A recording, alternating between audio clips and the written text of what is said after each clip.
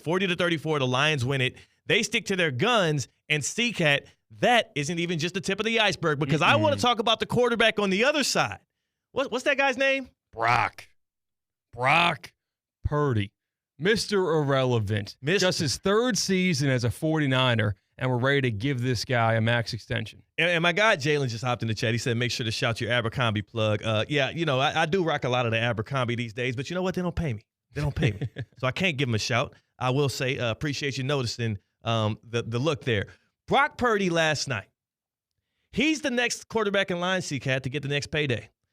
When this year ends, after Week 18, the very next day, he will be eligible for an extension. Mr. Irrelevant now turned into a guy who is positioned to be a franchise quarterback for the 49ers. Let's look at how he did last night, Monday Night Football. 27 for 35, 377 yards, 3 touchdowns, 2 interceptions, both of them costly. I would say both of them quite literally the difference in the Niners winning or losing this game. That's one way to look at it, right? Mm-hmm. The other side of that coin is you're not in that game if Brock Purdy wasn't as efficient as he was getting the ball to Ricky Pearsall, getting the ball to George Kittle, getting the ball to Juwan Jennings. Let's not forget, too, Brandon Ayuk has been out for pretty much most of the season here, right? Deebo Samuel's not as big of a receiving threat as much as he is a playmaker with the ball in his hands. He's not working with a full deck of cards, but he's working with enough for you to feel like you should be able to win games if Brock Purdy is a franchise quarterback, if he is a $50 million a year quarterback. So far, C-Cat, and we're going to have this discussion right now. We're going to turn it over to this discussion right now with Brock Purdy and his payday pending. So far, to me personally, Brock Purdy has not shown me enough, especially given the sample size this year, with a bit of a depleted offense, because that's what it's going to look like. If you want to pay that guy $50 million a year, you're going to have to sacrifice some of these pieces around him. He's not proven to me he's a guy that's worth $50+ million a year. I couldn't do it. Not with a clear conscience, not after what I've seen out of a guy like Tua Tagovailoa, out of a guy like Trevor Lawrence so far, and others who maybe have gotten these contracts a little prematurely. I wouldn't do it personally. It's not my decision. Kyle Shanahan, John Lynch, those guys are going to be in the decision-making chair, and they're going to have to make it happen.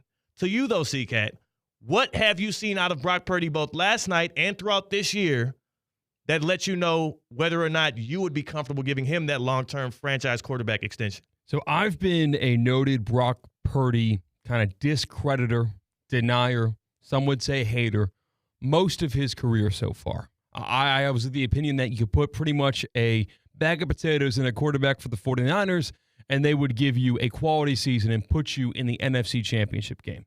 Mid-season, Brock Purdy, maybe around week 5, 6, he was making some plays, making some scrambles with his legs. That proved me a little bit otherwise. He showed something special. He had a couple plays last night, a scramble for a touchdown that looked pretty special. Yes, CMC's out for the year. Yeah. Yes, Ayuk is out for the year. But we are still talking about the 49ers, who have a top 5 tight end. They have Juwan Jennings, who is just making money by the week, proving how good that he is. And still, Deebo Samuel's got some gas in the tank. He is sure taking a little bit of a dip in terms of the Deebo Samuel stock. But I've come back to my roots, and I cannot confidently say that I would pay Brock Purdy a second contract. I just wouldn't want to do it. Why is it that throughout his entire career, Brock Purdy has flown under the radar? Did he just get better all of a sudden when he got drafted to the 49ers?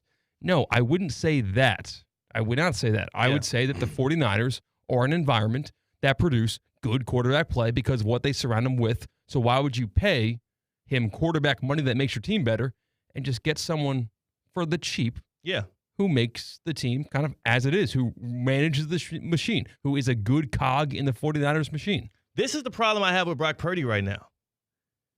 This was the year for him to prove himself. He knew it, the Niners knew it, and also the circumstances laid themselves out in a way where we can say, hey, if you're going to be the guy, if you're going to deserve $50+ million a year, show me right now, right? Show me when McCaffrey's not available. Show me when Ayuk goes out for the year. Show me when some games here and there, our left tackle, our sturdy rock, because, again, Trent Williams ain't going to be there for the entirety of this next Purdy contract.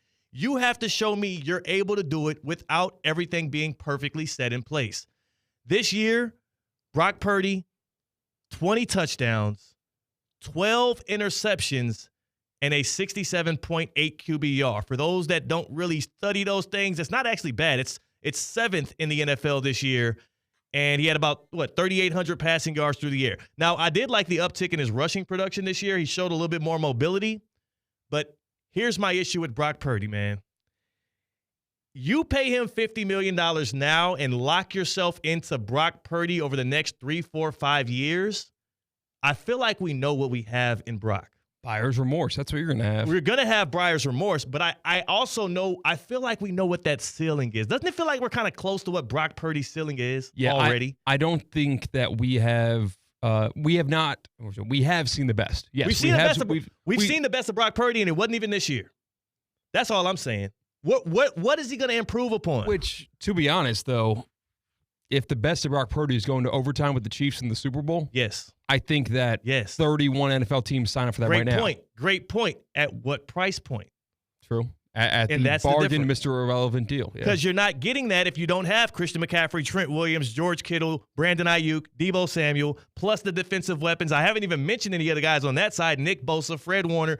That has been one of the top-performing defenses year after year, and also he has the most run-after-catch playmakers than anybody has had over these 3 years that he started for the Niners. My only point is this. Brock Purdy is not a bad quarterback. I think he's really, really slightly above average, right? He's good. He is very serviceable, and he's also excellent within the Kyle Shanahan system, which cannot be ignored. But I don't care because I'm not a Niners fan.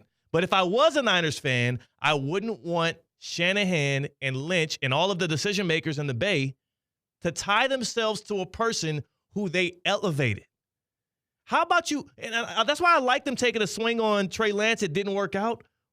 Roll somebody else out there. You saw Josh Dobbs last night when he stepped in cold off the bench, led them on a touchdown drive immediately.